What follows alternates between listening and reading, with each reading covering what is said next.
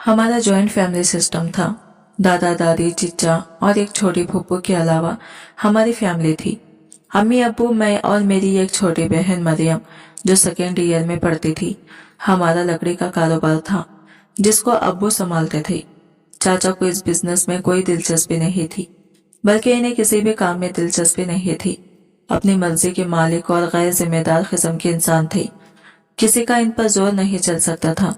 Mood होता तो कोई काम करते, वरना ऐसे ही इधर उधर घूमते रहते। गैर शादीशुदा थे, इसलिए किसी जिम्मेदारी का ना एहसास था और ना ख्याल। दादी दादा समेत अब्बू ने भी काफी कोशिश की कि इनकी शादी करवाकर इन्हें इनकी जिम्मेदारी का एहसास दिलाया जाए, मगर नाकाम रहे। खानदान वालों को इनकी आदतों का पता था, इसलिए कोई रिश्ता देने को तैयार नहीं था। जबकि बाहर से जब दादी और अम्मी की कोशिशों से कोई रिश्ता मिलता भी तो वो इसमें कीड़े निकालकर मना कर देते थे। दादी इसी वजह से चाचा से नाराज रहती थी, मगर इन्हें किसी की परवाह नहीं थी। मैंने तो अम्मी को कई बार दबे दबे लफ्जों में ये कहते हुए भी सुना कि चिच्चा अय्याश आदमी है, बाजारी औरतों के पास जाते हैं, इसलिए शादी नहीं करते। मगर ये बात उन्होंने दादी के सामने कभी नहीं कही। मगर ये कहती थी कि दादा दादी अब्बू सब इस हकीकत से वाकिफ हैं, मगर कोई चिच्चा को रोक नहीं सकता, इसलिए खामोश रहते हैं। फिर एक दिन अनहोनी हो गई। चिच्चा किसी अजनबी औरत को घर ले आई और कहा कि उन्होंने शादी कर ली है, अब ये इनकी बीवी है और यही रहेगी।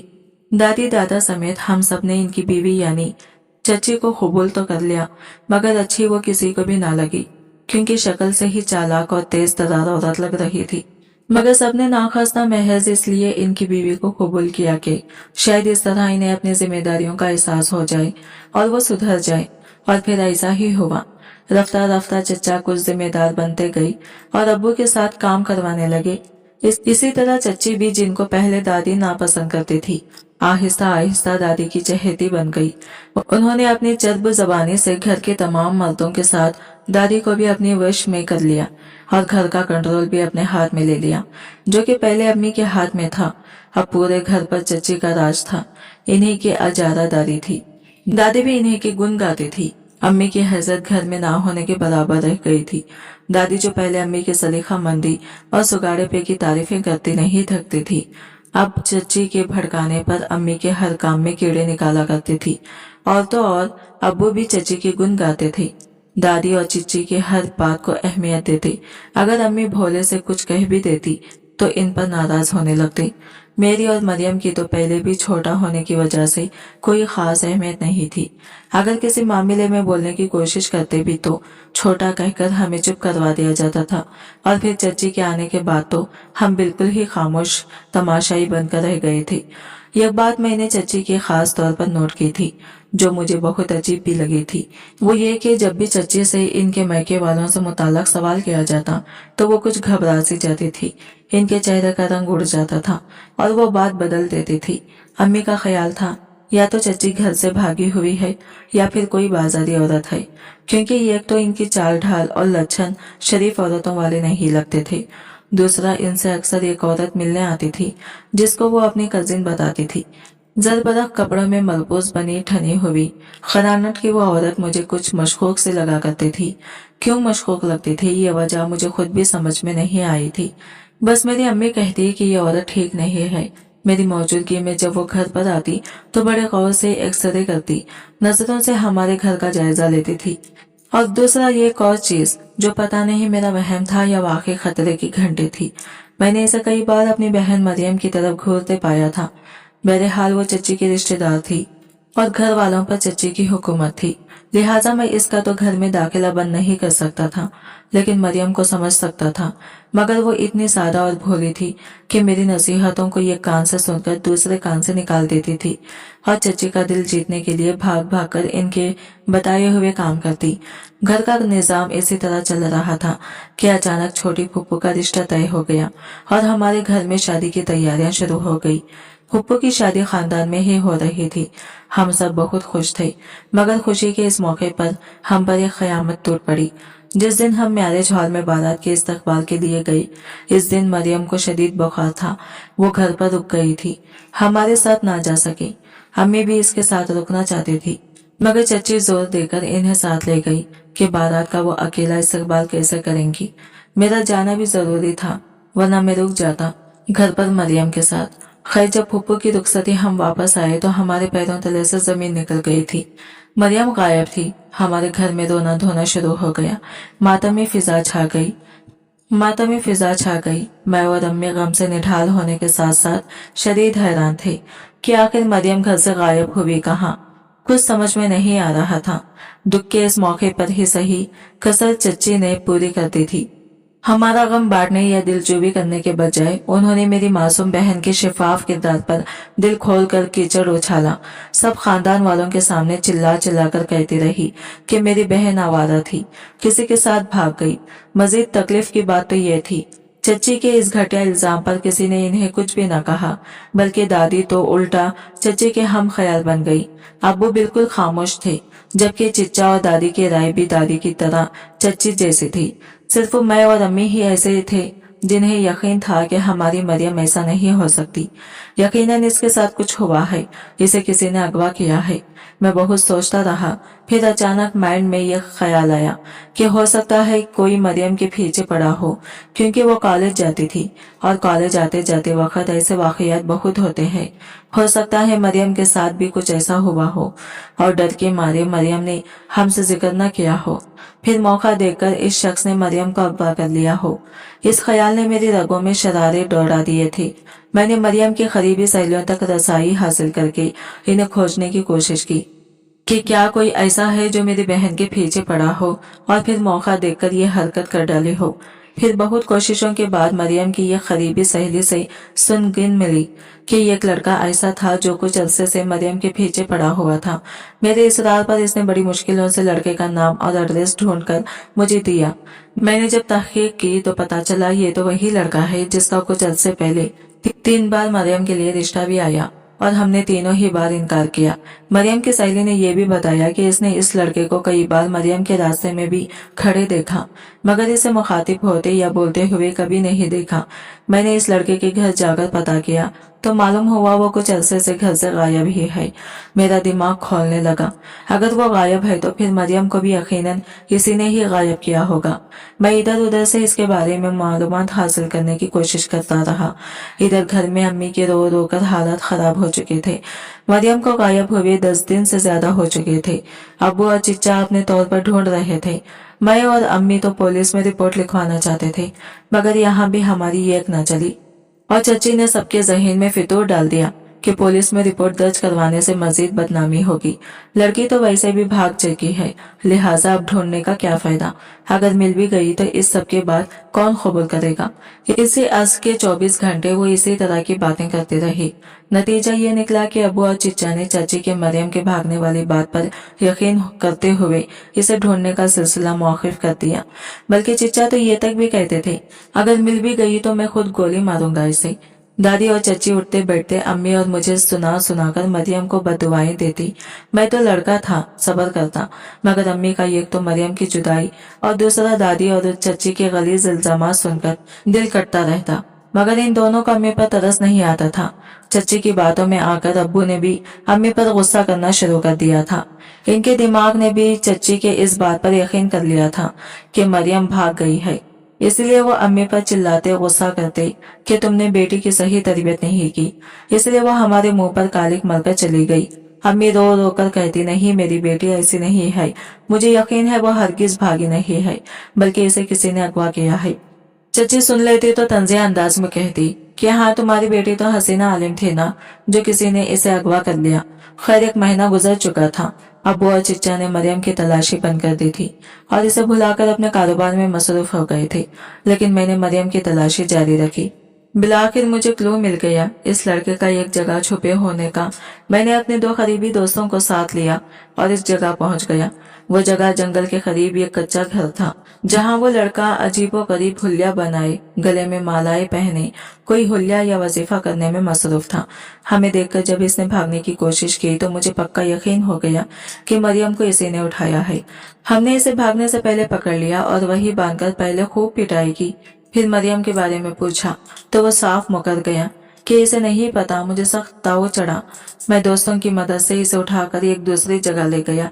ये एक दोस्त का खाली मकान था। मेरा इरादा था यहाँ इसकी अच्छे से मरम्मत करके मरियम के बारे में उगलवाऊंगा। मैंने इसे बहुत पीटा, मगर इतनी मार खाने के बावजूद भी वो अपनी बात पर अड़ा रहा कि इसे मरियम के बारे में कुछ नहीं पता।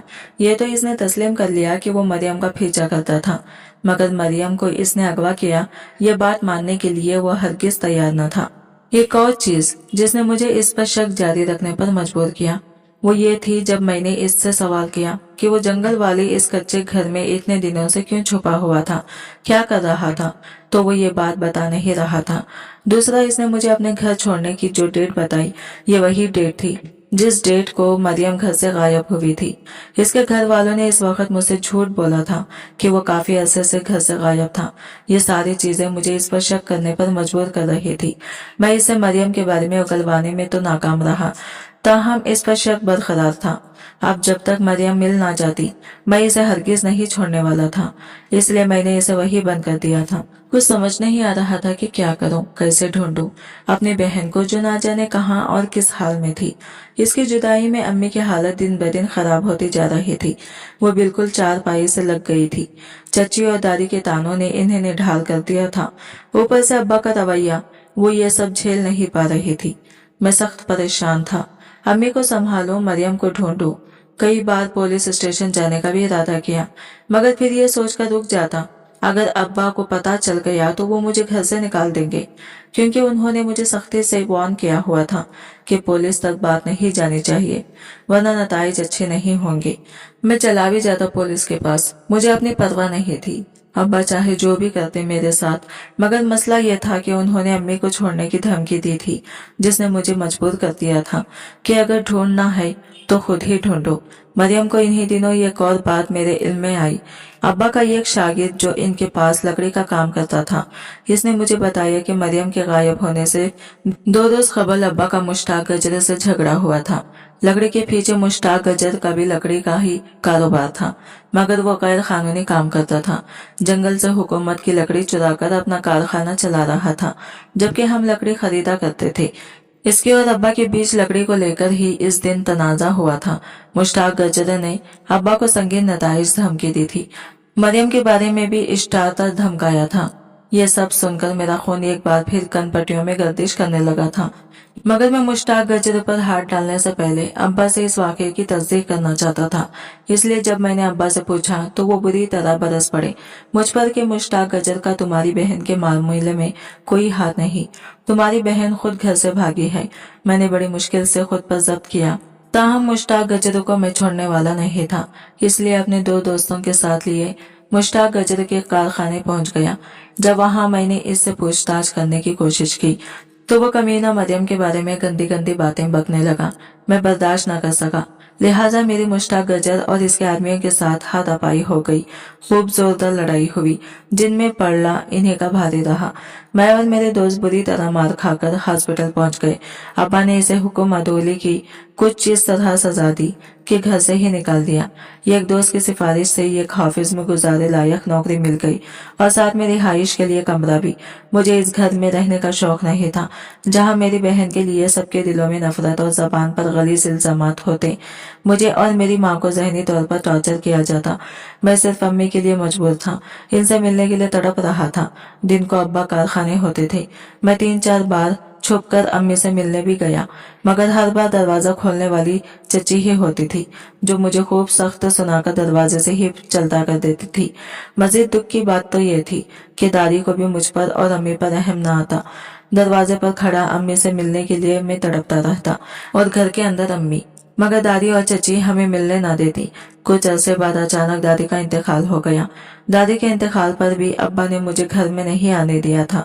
दादी के मरने के बाद अम्मी से मिलने में रुकावट सिर्फ वो चची थी, क्योंकि दादा माजूर थे और अपने कमरे में पड़े रहते थे, जबकि अब्बा और चिच्चा तो वैसे भी कारखाने में होते थे।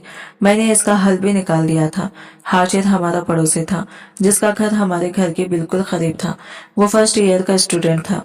2 सालों से मेरे पास मुफ्त में पढ़ रहा था। इसके जिम्मे मैंने ये काम लगा दिया था कि जब चच्ची घर से बाहर जाए तो वो मुझे इन्फॉर्म करे। लिहाजा जब भी दिन को चच्ची घर से बाहर जाती, हाशिर ने नजर रखी होती, वो मुझे बता देता और यूं मैं अम्मी से मिलने पहुंच जाता, जो कि अब चारपाई की होकर रह गई थी। हर बार वो उम्मीद और आस भरी नजरों से मुझे देखते हुए मरियम का पूछती और मैं इन्हें झूठी उम्मीदें और तसल्लियां देकर वापस आ जाता। ये सच था कि 1 साल गुजरने के बावजूद मेरी तलाश जारी थी, मगर अब तक मरियम के बारे में जरा सा भी सुराग नहीं मिल सका था। जिस लड़के को मैंने मरियम के अगवा के शब में उठाया था, इससे भी कुछ हासिल न होने की सूरत में 3 माह बाद छोड़ दिया था। मुश्ताक गजरे पर भी मुतवातिर नजर रखी हुई थी। और फिर जिस दिन मुझे मालूम हुआ कि चिच्चा और मुश्ताक गजरे में बड़ा याराना है, अब्बा से चोरी छुपे चिच्चा इस मुश्ताक गजरे से मिलते हैं, तब मेरा शक और भी पुख्ता हो गया था। मेरे जहन में यह ख्याल बैठ गया कि अगर मुश्ताक गजरे ने मरियम को अगवा किया था तो इसमें यकीनन चिच्चा भी शामिल होंगे, क्योंकि वो शुरू से ही बड़े खुदगर्ज और पैसों के मामले में बेहद लालची रहे थे। मैंने चुपचाप चिच्चा और मुश्ताक गजरे की निगरानी शुरू कर दी और अपने दोस्तों की भी जिम्मे लगाया कि वो इन पर नजर रखें। बहुत अरसा नजर रखने के बावजूद कोई जरा सा भी किलो भी हाथ नहीं लगा तो मैं सख्त मायूस हो गया। इन्हीं दिनों दादा का भी इंतकाल हो गया। मैंने एक बार फिर घर जाने की कोशिश की, मगर अब्बा ना जाने क्यों इतने फतर दिल बन चुके थे कि उन्होंने मुझे जनाजे में तो शरीक होने दिया, मगर घर के अंदर दाखिल ना होने दिया। मुझे समझ नहीं आती थी कि इतने अरसे गुजर जाने के बावजूद अब्बा का दिल मेरी तरफ से नरम क्यों नहीं हो रहा, वो क्यों इतने संगदिल बने हुए हैं। मेरे और अम्मी के लिए इस सवाल का जवाब बातों बातों में मुझे हाशिर से मिला। इसने कहा कि इसे अपनी अम्मी के जरिए पता चला है कि चिच्चा और चच्ची अब्बा को मेरे खिलाफ भड़काते हैं कि मैं गलत कामों में मलगूस हूँ, मेरा चाल चलन ठीक नहीं है, लिहाजा वो मुझे अपनी जायदाद से हाँक करके सब कुछ चिच्चा के नाम कर दें।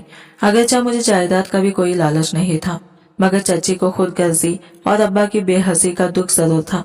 दिन इसी तरह बेखैर गुजर रहा था कि एक दिन अचानक हाशिर के जरिए अम्मी की वफात का पता चला। बिला आखिर मरियम के लापता होने के पूरे 4 साल बाद अम्मी की आस उम्मीदों ने दम तोड़ दिया और वो मरियम को देखने की हसरत दिल में लिए इस जहान फानी से खोज कर गई। मैं धाड़े मार मार कर रोता रहा। अब्बा की संगदली इस बार इतनी उरूज पर थी कि मेरी 1000 मिन्नतों के बावजूद भी उन्होंने मुझे अम्मी का चेहरा ना देखने दिया। मैं अम्मी की खबर पर जाकर सकता रहा। इनकी खबर पर हाथ रखकर मैंने कसम खाई कि मरियम का पता लगाकर ही रहूंगा, चाहे जिंदा या मुर्दा। इससे पहले इनकी खबर पर नहीं आऊंगा जब तक मरियम के मुताल्लिक मेरे पास कोई खबर नहीं होगी। मैंने अहद किया और चला आया। अब मैंने पूरे जोरों शोर से एक बार फिर मरियम को ढूंढना शुरू कर दिया था। अब तो अम्मी की मजबूरी भी नहीं रही थी, लिहाजा मैं पुलिस स्टेशन चला गया। जब वहां के SHO की जब पता चला कि 4 साल पुराना केस है तो इसने खूब जलील किया। मुझे की रिपोर्ट लिखवानी थी तो 4 साल पहले आती। लड़की जिसके साथ भागी होगी अब तो शायद 3-4 बच्चे भी होंगे इसके। मैं सबर के घूंट पीकर नाकाम नामुराद पुलिस स्टेशन से वापस लौट आया। ताहम हिम्मत नहीं हारी और तलाश जारी रखी। सुबह काम पर जाता और छुट्टी के बाद सारा वक्त इधर उधर घूमकर मरियम को ढूंढने की कोशिश करता। दिन इसी तरह पर लगाकर उड़ते गए और बिला आखिर 4 साल मजीद गुजर गए। अम्मी की वफात के बाद मैंने दोबारा कभी घर जाने की कोशिश नहीं की। हाशिर से भी मैंने कांटेक्ट खत्म कर दिया, क्योंकि मुझे अब अब्बा या चिच्चा लोगों के बारे में कुछ नहीं जानना था। मुझे हाफिज की तरफ से दूसरे शहर भेज दिया गया। इनकी दूसरी ब्रांच में ये नई खुली थी। मैं नए शहर में आ गया था। चुपचाप मैंने खुद को काम में बिजी कर लिया। मेरे बेहतर रिकॉर्ड की वजह से मेरी प्रमोशन भी हो गई थी। यहाँ आने के बाद मरियम की तलाश मैंने छोड़ दी थी, क्योंकि अब इतने साल गुजरने के बाद मैं भी शायद नाउम्मीद हो चुका था। नन्ना हाफिज रिहाइश से जरा ज्यादा दूर था। मुझे बस पर जाना पड़ता था। एक दिन सुबह मामूल के मुताबिक हाफिज जाने के लिए मैं बस में बैठा हाफिज रिहाइश गाह से तकरीबन 35 किलोमीटर दूर था।